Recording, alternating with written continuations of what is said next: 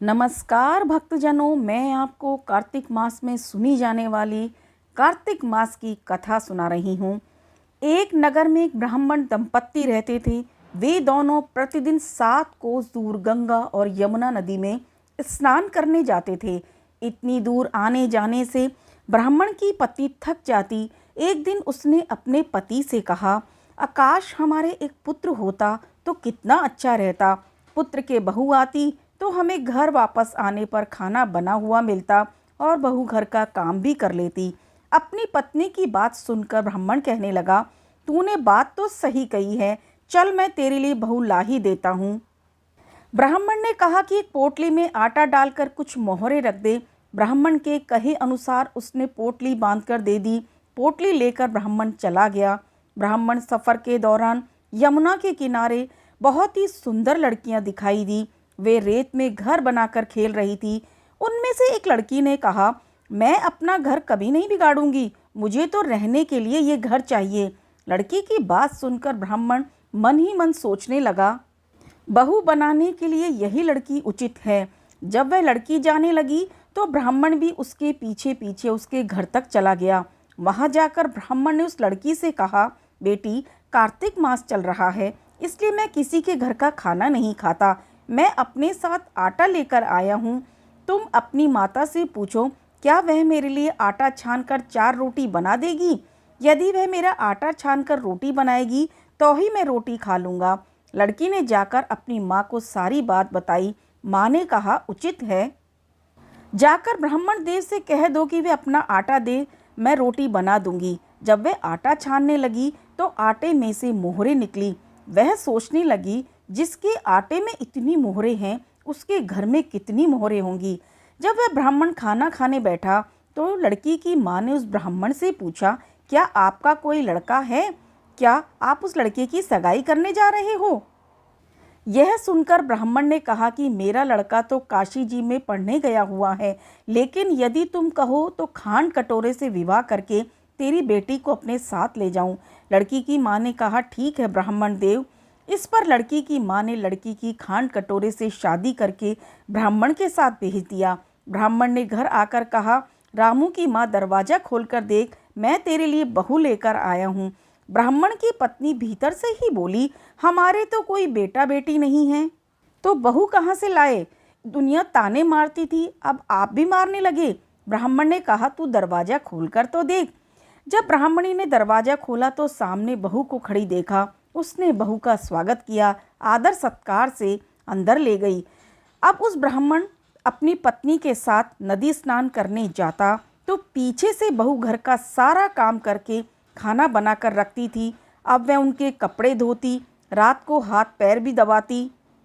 इस तरह बहुत दिन बीत गए। ब्राह्मणी ने अपनी बहू से कहा कि बहू, कभी भी चूल्हे की आग मत बुझने देना, मटके का पानी खत्म मत होने देना। परंतु एक दिन चूल्हे की आग बुझ गई। यह देखकर बहू घबरा गई और भागी भागी अपनी पड़ोसन के पास गई। कहा, मेरे चूल्हे की आग बुझ गई है, मुझे थोड़ी आग चाहिए। मेरे सास ससुर सुबह 5 बजे से गए हुए हैं, वह थके हुए घर आएंगे, उसे मुझे खाना बनाना है। यह सुनकर पड़ोसन ने कहा कि तू तो बावली है, तुझे ये दोनों मिलकर पागल बना रहे हैं। इनका कोई पुत्र नहीं है, ये निसंतान है। बहू ने कहा, नहीं, ऐसा मत कहो, इनका बेटा तो बनारस काशी में पढ़ने गया हुआ है। इस पर पड़ोसन ने कहा, तुझे ये झूठ बोलकर लाए हैं, मेरी बात सच मान, इनके कोई बेटा नहीं है। अब बहू पड़ोसन की बातों में आ गई और कहने लगी, अब आप ही मुझे बताओ कि मैं क्या करूं। पड़ोसन ने कहा, करना क्या है, जब तुम्हारे सास ससुर आए तो जली हुई रोटियां बनाकर देना, बिना नमक की दाल बनाकर देना, खीर की कड़छी दाल में और दाल की कड़छी खीर में डाल देना। पड़ोसन ने उसे अच्छे तरह से पढ़ा दिया। फिर जब उसने सास ससुर घर आए तो उसने न तो उनका आदर सत्कार किया, ना ही उनके कपड़े धोए। जब उसने सास ससुर को खाना दिया तो सास बोली, बहू, आज ये रोटियां जली हुई क्यों हैं और दाल भी अलूनी है। तब बहू ने पलटकर कहा, एक दिन ऐसा खाना खा लोगी तो कुछ बिगड़ नहीं जाएगा तुम्हारा। सास ससुर को खरी खोटी सुनाकर वह फिर पड़ोसन के पास गई और बोली कि अब आगे क्या करना है। पड़ोसन ने कहा, अब तुम 7 कोठों की चाबी मांग लेना। अगले दिन जब भी स्नान करने के लिए जाने लगे तो बहू अड़ गई, मुझे तो सातों कोठों की चाबी चाहिए। तब ससुर ने कहा कि इसे चाबी दे दो। तब सास ने बहू को चाबी दे दी। सास ससुर के जाने के बाद जब बहू ने दरवाजे खोले तो देखा किसी में अन्न भरा है, किसी में धन भरा है, किसी कोठे में बर्तन पड़े हैं। जब उसने सबसे ऊपर सातवां कोठा खोला तो देखा कि शिव जी, पार्वती माता, गणेश जी, लक्ष्मी माता जी, पीपल पथवारी, कार्तिक के ठाकुर, राई दामोदर, तुलसी जी का बिड़वा, गंगा जमुना और 33 कोटि देवी देवता विराजमान हैं। वहीं पर एक लड़का चंदन की चौकी पर बैठा माला जप रहा है। यह सब देखकर उसने लड़के से पूछा कि तुम कौन हो। तब लड़का बोला, मैं तेरा पति हूँ, अभी दरवाजा बंद कर दे, जब मेरे माता पिता आएंगे तब दरवाजा खोलना। यह सब देखकर बहू बहुत खुश हुई। 16 श्रृंगार सुंदर वस्त्र पहनकर अपने सास ससुर का इंतजार करने लगी। उसने अपने सास ससुर के लिए अच्छे अच्छे पकवान बनाए। जब उसके सास ससुर घर पर आए तो उनका आदर सत्कार किया, प्रेम पूर्वक खाना खिलाया, हाथ पैर दबाने लगी। पैर दबाते हुए बहू ने कहा, आप इतनी दूर गंगा यमुना स्नान करने के लिए क्यों जाती हो? आप थक जाती होगी, इसलिए आप घर पर ही स्नान क्यों नहीं करती?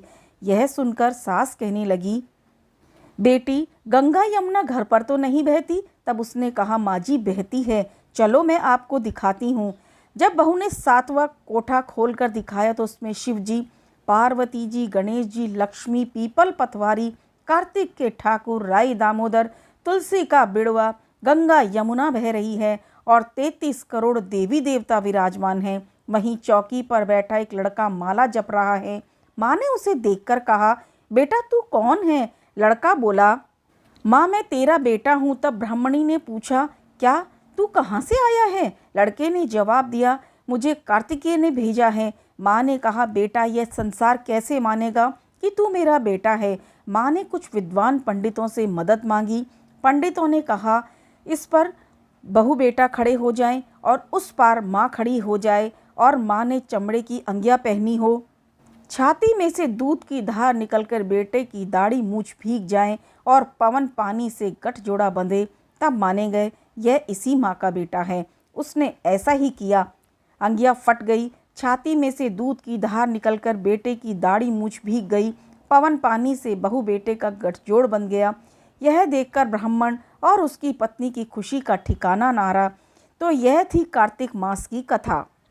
हे कार्तिक के ठाकुर, जैसे ब्राह्मण और ब्राह्मणी को बहू बेटा दिया वैसे सबको देना। कार्तिक मास की कथा कहने सुनने और हुंकारा भरने वालों फिर सब पर कृपा करना। जय श्री कृष्णा।